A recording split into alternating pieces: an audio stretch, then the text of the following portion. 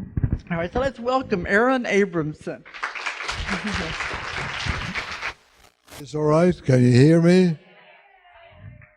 Okay. Like I started to say, I appreciate, where is Dolores? I appreciate you asking us to speak at this, your conference. You have a wonderful group here, and I have met some of the people we have known for many, many years. In fact, they are part of my family. Mary, Aggie, Sally, Bill, and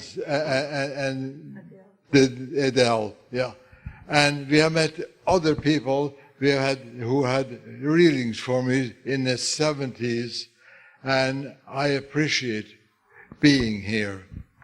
I would like to go back to the talk that Pat gave before me. He was talking about finding the truth. And there is an old saying, and I hope you will appreciate it. The saying is that you shall know the truth, and the truth shall make you mad.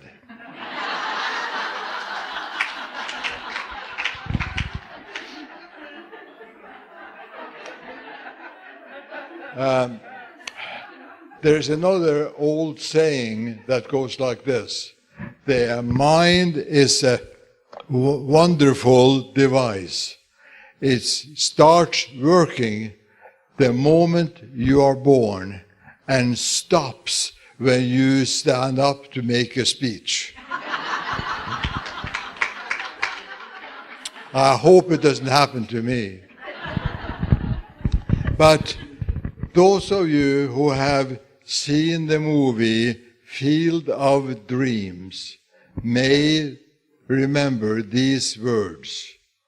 The time has come when the cosmic tumblers have fallen into the right place, and for a while the universe will open up to show you what is possible. That is what happened to me. Many years ago, I had a meaningful experience with God. It changed my life completely. We joined the church, and we set up spiritual discipline on a daily basis, like Bible reading, prayer, and meditation. Then people from the church came to us for guidance, prayer, counseling, and we were happy to help them and happy also to be of service. Then we heard from a young man who needed some counsel and guidance. And we meditated and prayed, and we got the answer, and Doris sent the answer in the letter to him. Several months later, we had another letter from the same young man. But he needed some guidance on another problem.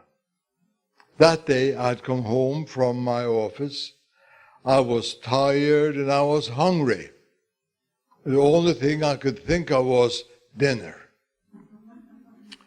Doris said, "Do you remember that young man whom we gave some counsel to some months back? He has sent us another letter, and he needs some counsel on another problem." And then she continued, "I am making dinner now. And why don't you go into the living room, sit in your rocking chair, and meditate and see what answer you can get. Now, this is for you husbands. If you come into a similar situation, know that your wife is speaking in code. What Doris really meant was, you are not going to get any supper until you get an answer. Well, I got the message. And so I went into the living room, sat in my rocking chair, closed my eyes, and started to pray for this young man, when suddenly I was out of my body. I found myself standing on the top of my roof, and then I looked down through the rafters, and I saw myself sitting in the rocking chair. And I thought, I can be in two places at the same time. And then I stepped into the air, and I found myself on a narrow path, like it was made out of clouds, and I followed that path. And then I came to a huge, huge building. I knew intuitively, this is the Akashic Records. I had read about the Akashic Records, but nobody had told me what it would look like, and nobody had told me how I could find it. And there I was. I stepped onto a large deck or porch, and then there I saw two men. And one of them said, "We have been waiting for you." And then I said, "You know, we have a letter from this young man, and he needs some guidance and some counsel, and I don't know what to tell him. Can you be of help?" So they took me into the library, and I tell you, I never seen a library like that. It was huge. And they took 3 books from a shelf, put it on their large table, and they opened the book. And then they said, "Here is something you can say to this young man, and here is something else, and over here there is something." Then they closed the books, put the books back on the shelf, and together we walked onto the porch, and I thanked the guides for their help. And then I found myself back on the path until I was on the top of my roof. I looked down through the rafters, hoping that I would still be in this rocking chair. And I was. And then I opened my eyes, and I said to myself, I must have been gone for about half an hour, maybe an hour. I looked at my watch. It was less than 5 minutes. And then I thought, I've been gone less than 5 minutes. And I've been to the Akashic Record. I have found the information for this young man, and I come back. And then I thought again, the cosmic tumblers have fallen into their right place, and the universe has opened up to show me what is possible. Then I heard the wonderful words, "Dinner is ready." And together we had dinner, and then I told Doris what had happened. That I'd gone to the Akashic Records, and I got the answer for this young man. And together we figured that the 2 guides had read from the past life records of the young man and taken that information to apply it in this lifetime. Their request for guidance and counsel kept kept coming into our house, and each time I went to the Akashic Records to get the answers. That was much easier than trying to meditate for a long time. I just went to the Akashic Records and I asked the guides, so-and-so needs some help. We went to the library and there it was. So we did that for some time, and then we decided to share this information that I could go to the Akashic Records with a handful of friends. And each of them asked that I would read their past lives. And I did. Then the request came in such a large numbers. I decided to give my life full time doing live readings. Doris noticed, as the information came through me, that there was no format to the information. It came in out like a helter-skelter, here and there. And Doris noticed also there were some certain subject that came through the information consistently. So then she formulated questions and to introduce each subject.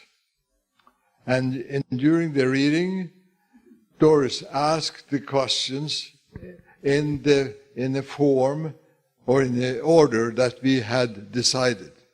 That made the reading much easier to understand, and the people was able to understand the information and their lifetimes and everything else that was on the reading.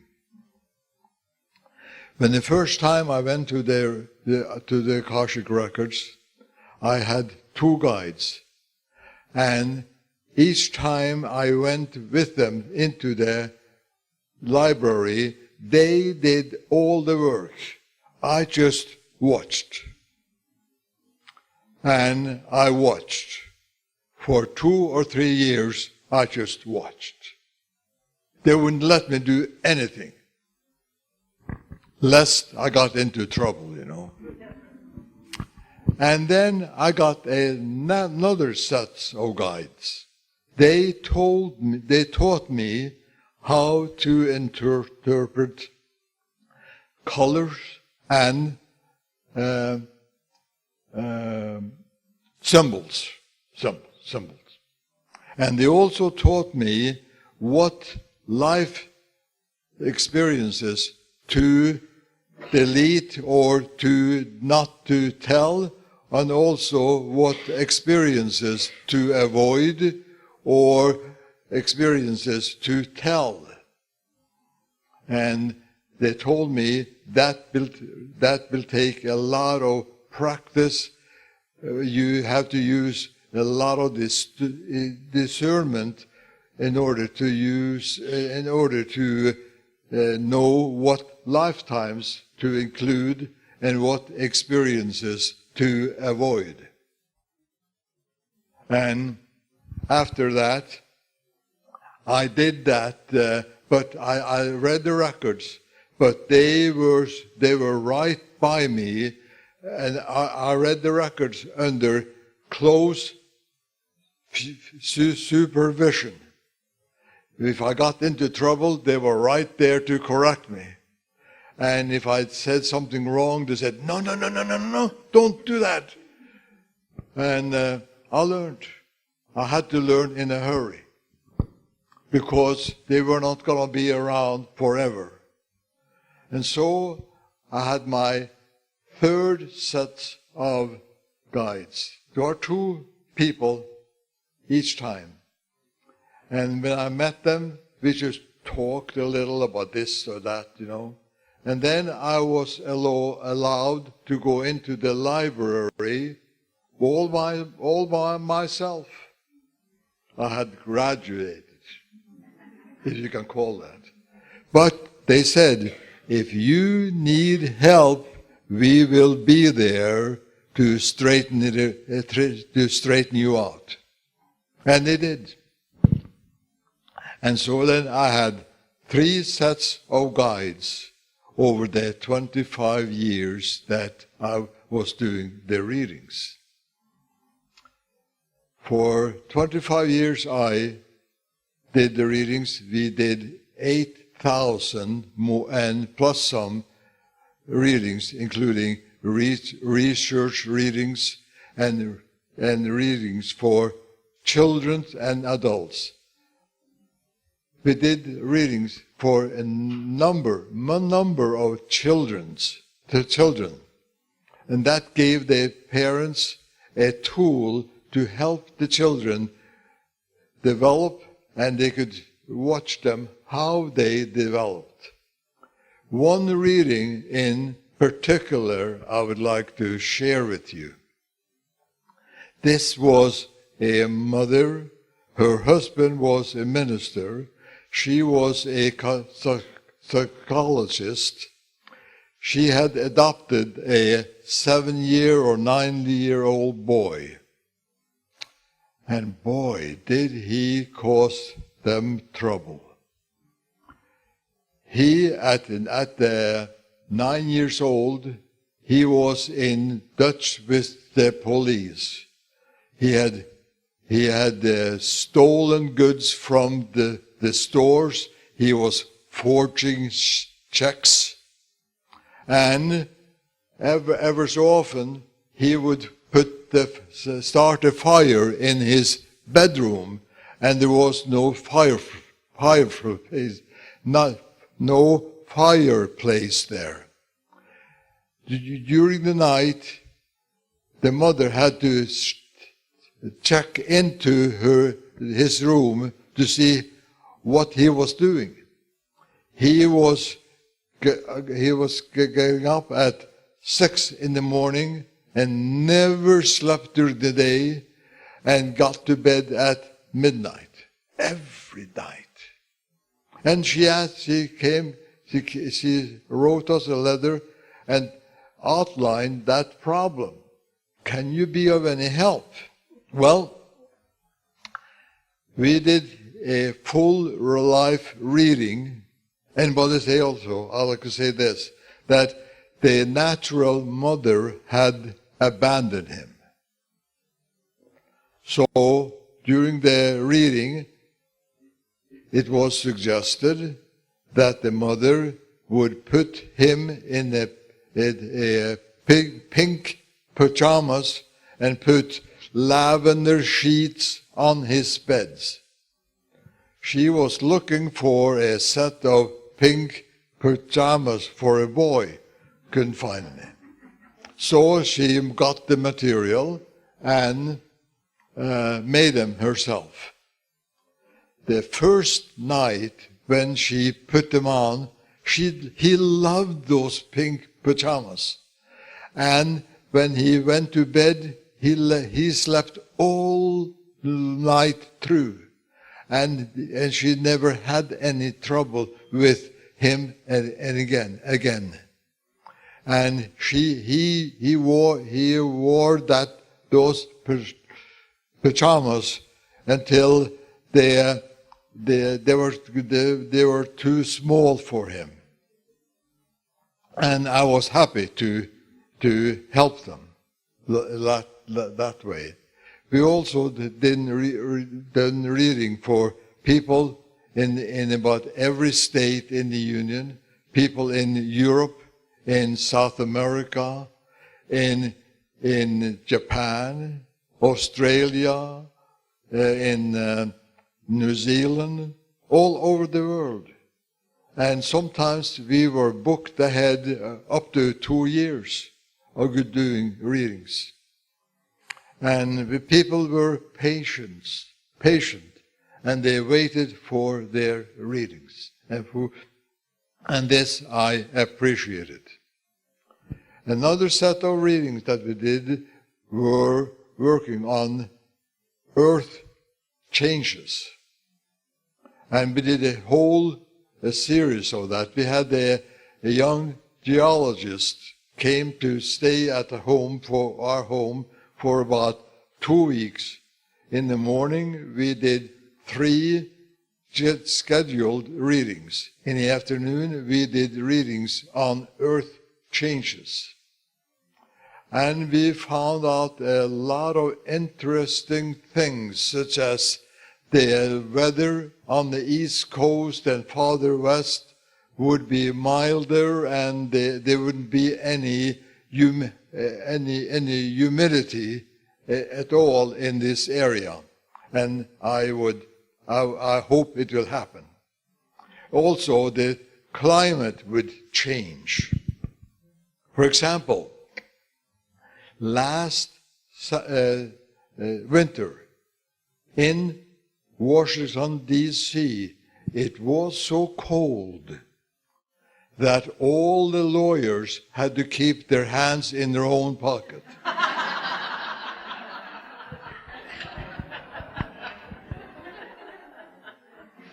We also did readings on archaeology, finding artifacts. And this young geologist we went down to Arizona, to Flagstaff, and even before he started to dig, he wanted to know, what can I find? Before he even started to do any excavating. And I sat there, and I projected myself through that area, foot by foot, and I recorded 58 items at different level and at different positions. After he started to excavate this dig, he found 55 of the 58 at the predicted levels. Also, I did some work on finding gold. And boy, did I ever. One time, there was one man who wrote me a letter and said, I know there is a cache of gold bar someplace in, was it Arizona or Nevada or someplace. If you find it, I am ready to write a contract with you to give you $1 million. Well, 1935, that was pretty recent. And if I found it, the man would have to turn that gold into the government. So I said, no, I'm not going to do that. It is a waste of time for him. And so we did readings on color and music therapy. We did a whole set of readings on that.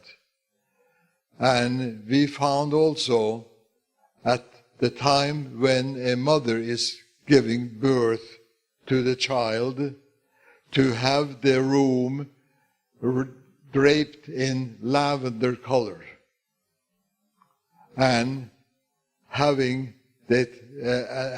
music like the Hallelujah. Can you see that? Hallelujah chorus played during the birth process. And also, I want to go back to that reading and get for that young boy. Well, before you do that, No? Okay. the Hallelujah chorus should not be played loud No. for the baby. No. It should be soft. Yeah. No. And coming back to the reading I did for this young boy, somebody, the mother, the adopted mother, had been to a conference, and one of the speakers had said that when you shine a light on a pregnant woman, on the womb, the inside of the womb is mauve. The color is mauve. So mauve is between pink and lavender. And when that young boy got into his pajamas and slept in the lavender sheet, he felt that he was back in the womb, where it was secure and safe. And his problem was solved. What was I talking about? You were telling the readings the different readings you had done. Would you tell about the gold mine in Mexico? Oh, yeah. Okay. This man owned a gold mine in Mexico. He was living in El Paso, Texas. And so he flew us down, and we were in his office, and he gave me a sketch of the area that he was going to go through some shaft. There was about 4 or 5 shafts he could use to go through and to hope to find gold. But he didn't know what shaft to go through. So I got this sketch, and I meditated, and then I projected myself foot by foot until I found gold at the bottom of the shaft. But I said, at the 30-foot level, be careful, otherwise you will get into trouble. Then we left. We flew back home. Oh, yeah. Before we left, the foreman who was there, and he was also a geologist, he said, here I was hanging at the end of a rope in that shaft, hoping to find gold, and here you were sitting in a comfortable chair in an air-conditioned office, and you just knew where the gold was. I wish I could have done that. The same thing. But anyway, after we had come home, we got the phone call from him, and from the owner, and the owner said, after you got through with your meditation, and none of us believed you. None of us. But then we started to excavate that shaft you told us about. And when we came to the 30-foot level, if you hadn't told us that you would get into trouble, we would have fallen from that 30-foot level to the bottom of the shaft. But because you told us, we were able to repair the damage, and we got to the bottom of the shaft, and we found gold. Well, I was happy about that. During the 25 years that we did the readings, we had learned so much from doing these readings, and also from my meditations, and from my dreams, that I wanted to share that information with others. And the best way I thought of sharing this was to write a book. And now I'd like to take you back to the time when I came to this country in 1940. I was traveling alone on a big ship. I hardly knew the English language, and I was 18 years old. You thought I was scared, I was petrified. But I made it. But when the ship arrived in New York City, there was nobody on the pier to meet me. And then for the next 10 years, whenever I went on a trip, there was nobody to say goodbye. And when I arrived at my destination, there was nobody to greet me. After I met Doris, I had Doris to greet me when I returned from a trip. And by the way, we are now, we have been going steady for 56 years. Thank you. And Doris and I, we have this secret to a happy marriage. We have a balance in relationship. She is always right, I am always wrong. Not really, but it makes for a good joke.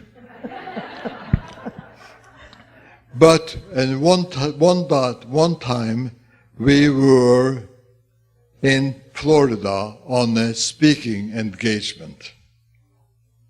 That night I had a dream. Our secretary came to me and said, "Your sister Asna is on the phone. She wants to talk to you." I knew in a dream that my sister had died in 1958. But I went to the phone, picked up the receiver, and there was nobody there on the other end. And I woke up, told Doris about the dream, and Doris suggested, reconstruct the dream by going into meditation and contacting your sister. And ask her, what did you want to tell me? So I did. I went into meditation, I contacted my sister, and I asked Asna, what did you want to tell me?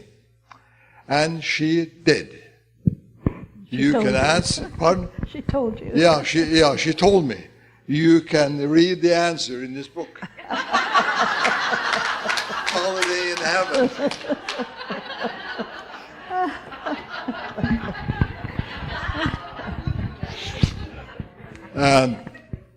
But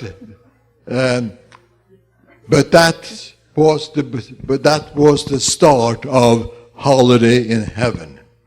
And when you read that book, you will receive a guided tour of the first level of heaven. For example, you will observe the newly arrived souls as they study their records from their immediate past life so they can learn and get a little wiser, and then go to classrooms and prepare themselves for another incarnation on planet Earth.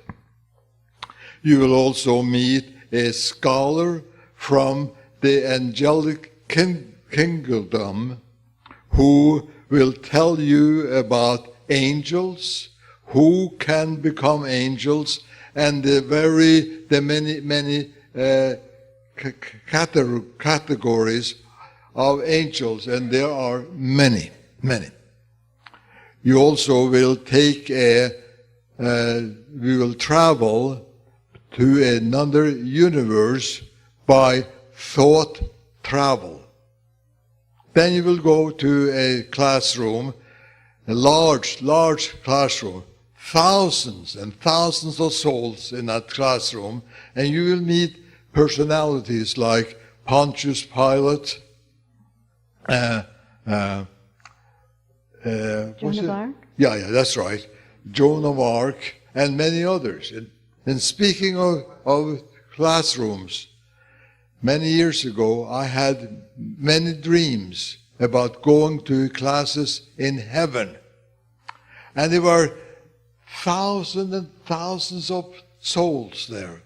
And I would take a notebook, and I would make notes of the lectures, busy with that. And one time, the teacher of the class came to me.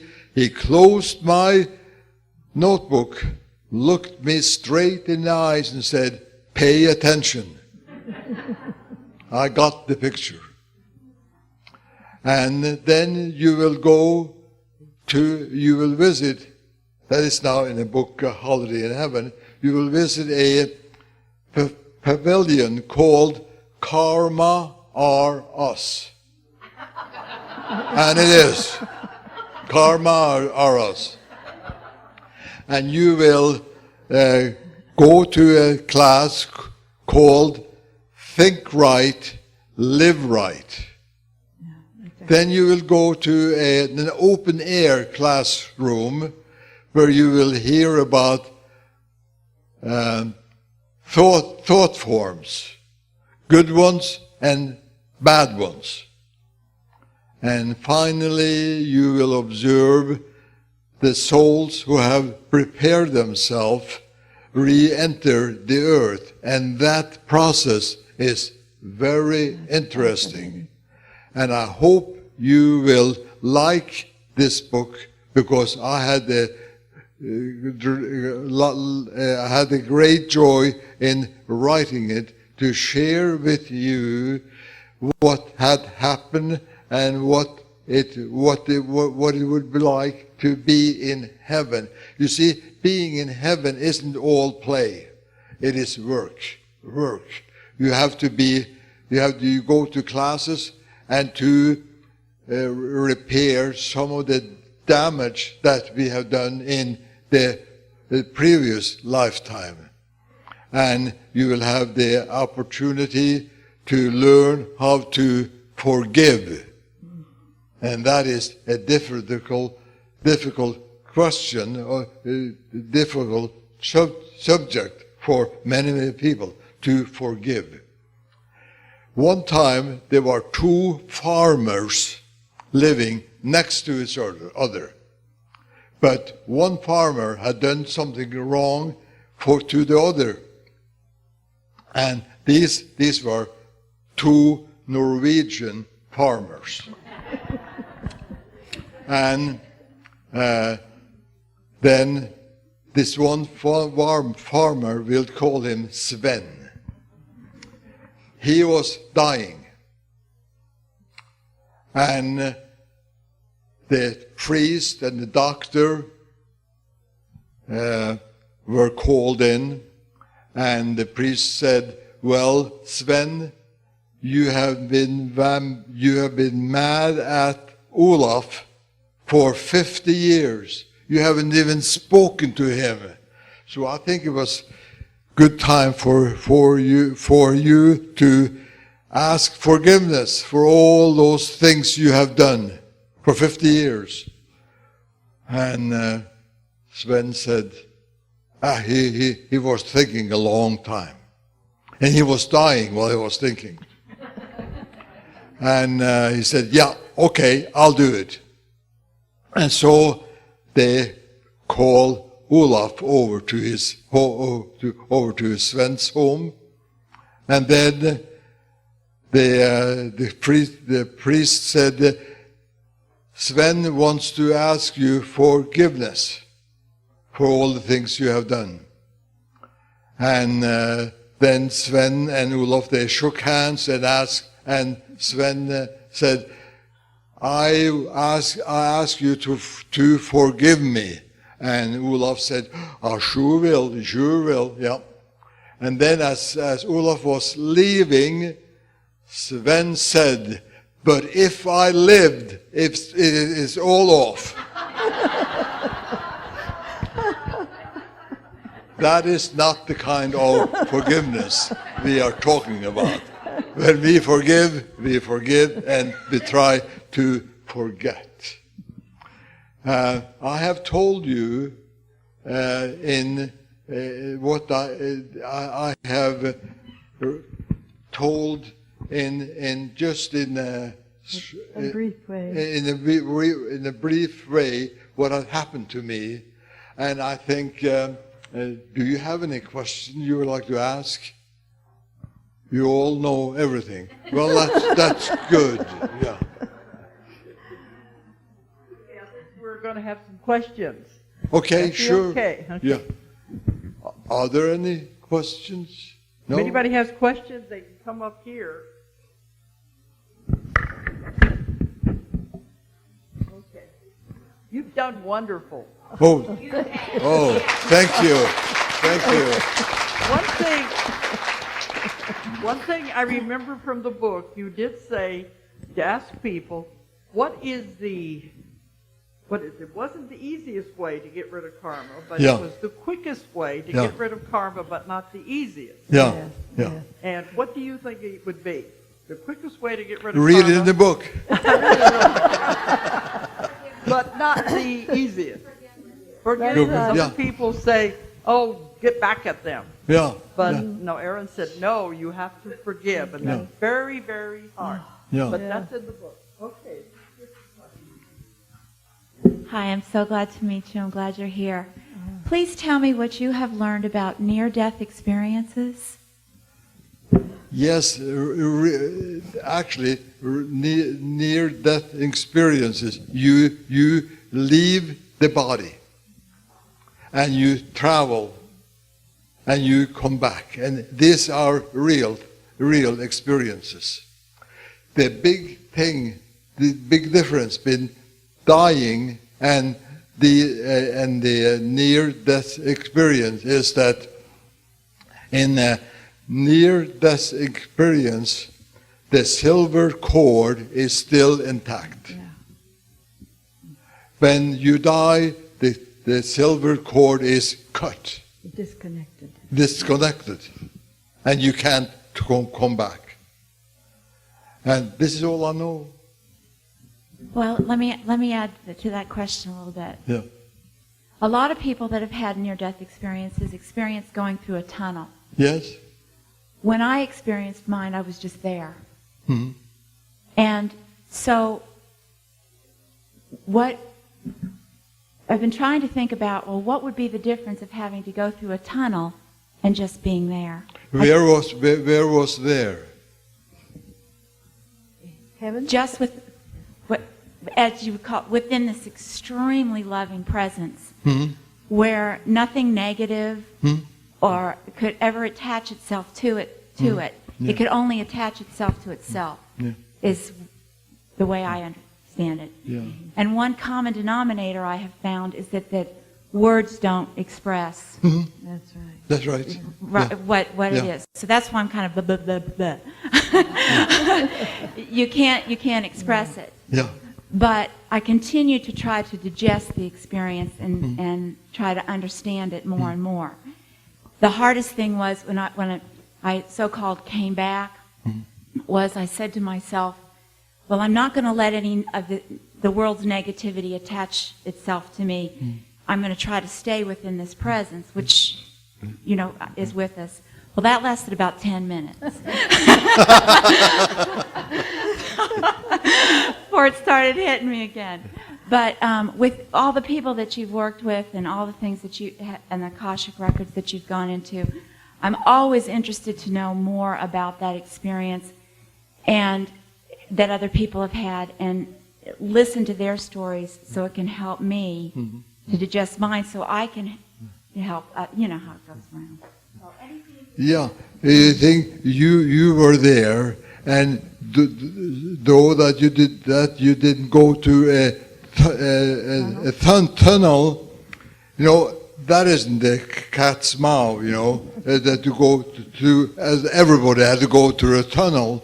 Maybe you're just there and you can communicate mind to mind.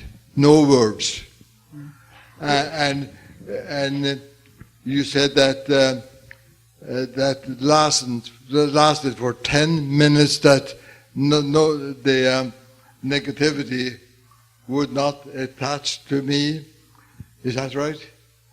Well, you know, we are human. That's right. And this is a process we have to go through, because we all try to be the best we can at any moment, or even at all moments. And sometimes we attempt. Remember, there are no failures. We are making attempts to be better. And you had this wonderful out-of-body experience, and let it stay with you, and go meditate on it, and let it teach you what you need to know day by day. Remember, you're an individual, and each one will have his or her own individual experience. Yeah.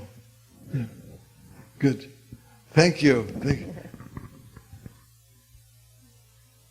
I'm glad you're here. I'd like to know what is the title in Norwegian of your book, because I'd like to send it to my nieces. What I can't... Norwegian? Yeah. Did you write it in Norwegian? Oh, no. No, the book... Did you write the book in Norwegian? No, I wrote it in English. Oh, that's a pity. I was hoping I could send it to my nieces in Norway. Well,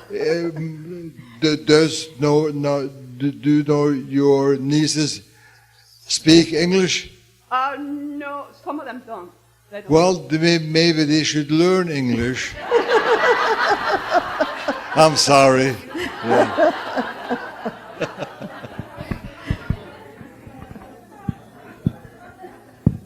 Aron, I just want to say again how happy I am to be here, to meet you again, and there are several people here. Can you talk a little louder? There are several people here that have come primarily to see you, I know that. Thank you. Oh, that's so nice. And Thank you. I just wanted to ask you about earth changes, about your readings having to do with the earth changes, and how you feel about that now as to what is happening in the earth. I do not know if your readings ever predicted racial wars. Do you see anything like that in the horizon? No, in the earth changes, we have a process where the first major earth changes, they will start in the Indian Ocean and go through the Philippines, Japan, Hawaii, and the east coast of America. And people will be changed because these are cataclysmic changes. But the thing is,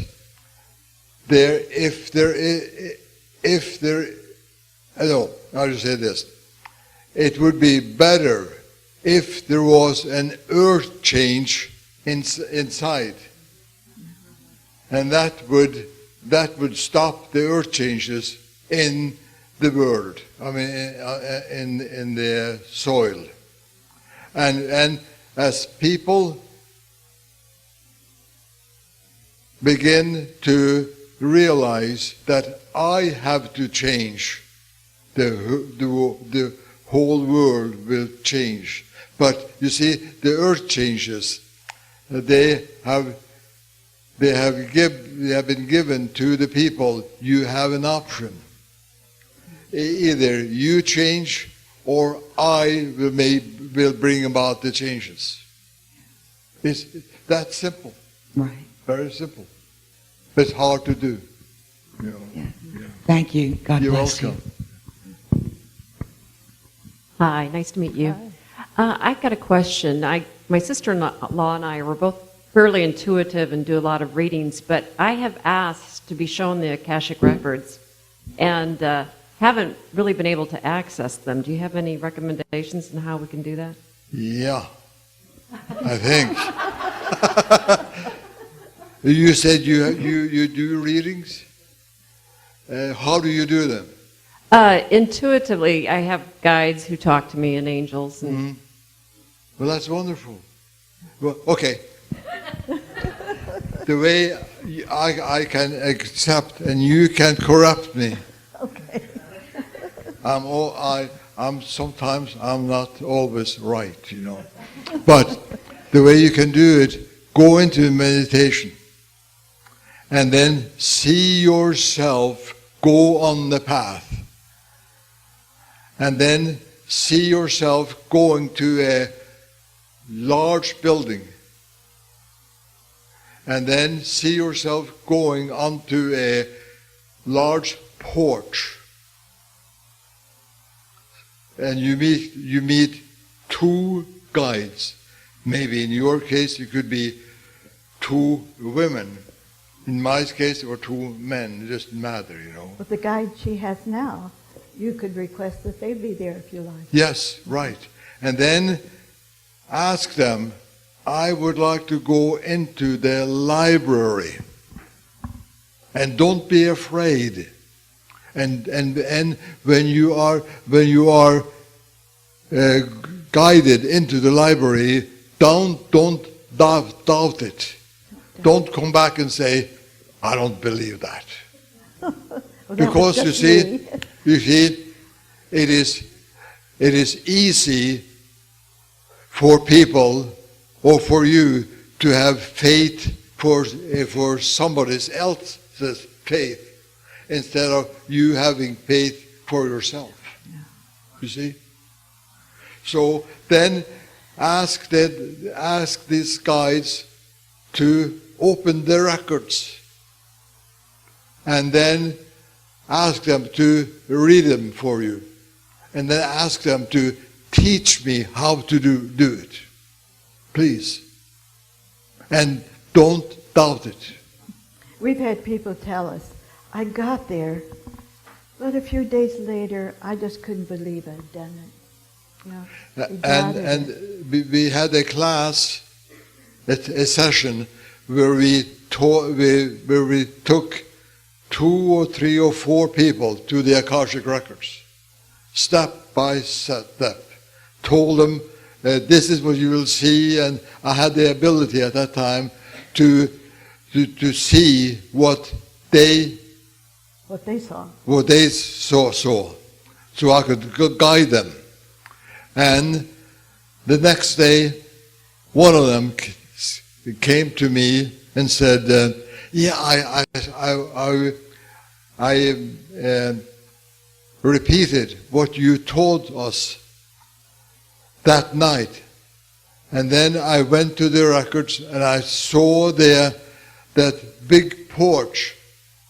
And I looked up to the porch and I saw big feet, people walking back and forth. And I got scared and I got back. I went back. And then another one, he was going to the Akashic Records. And then he met 2 guides. And the guide said, what are you doing here? Really? What are you doing? In other words, unless you are prepared, don't try it. Don't try it. Okay? Thank you so much.